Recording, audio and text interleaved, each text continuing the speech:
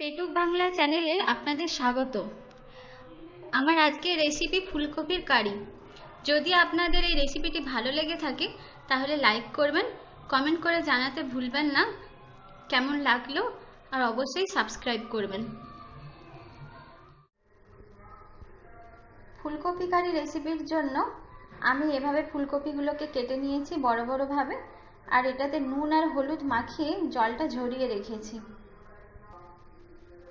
আর আলুগুলোকে আমি কেটে নিয়েছি এভাবে, আলুগুলোতেও নুন আর হলুদ মাখিয়ে জলটা ঝরিয়ে রেখেছি।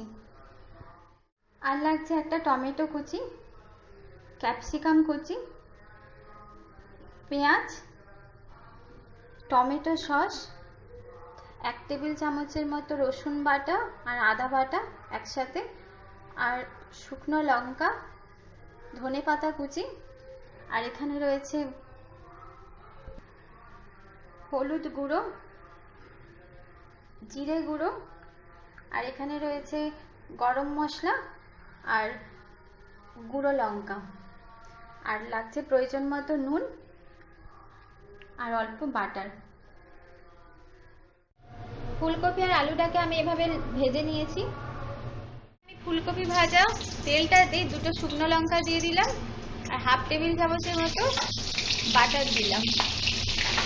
আমার লঙ্কাটা ভাজা হয়ে গেছে, এবার আমি এতে পেঁয়াজটা দিয়ে দেব।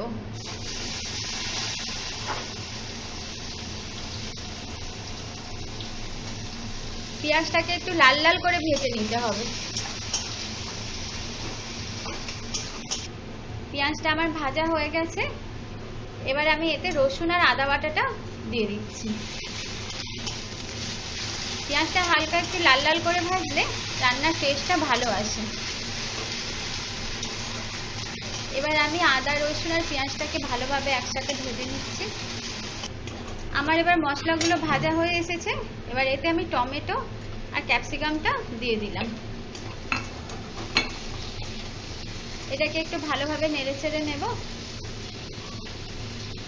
এবারে আমি গুঁড়ো মশলাগুলো যে নিয়ে রেখেছিলাম সেগুলো একে একে সব দিয়ে দিলাম, আর দিয়ে দেব টমেটো সস।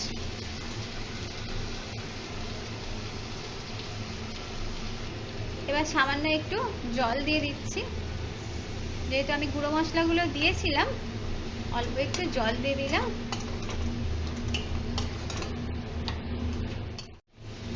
মশলাটা আমার কষা হয়ে গেছে, এবার আমি ফুলকপি আর আলু ভাজাটা দিয়ে দিচ্ছি। একটু ভালো করে নেড়ে চেড়ে নিচ্ছি।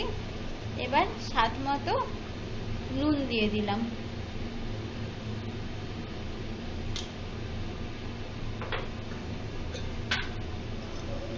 আর সামান্য চিনি।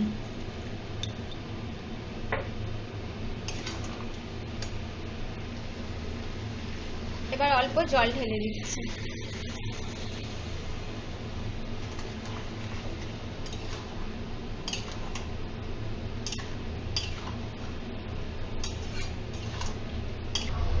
এবার আমি 5 মিনিট মিডিয়াম হিটে ঢেকে রাখবো। আমার 5 মিনিট হয়ে গেছে, এবার আমি ঢাকাটাকে খুলে দেখে নেব।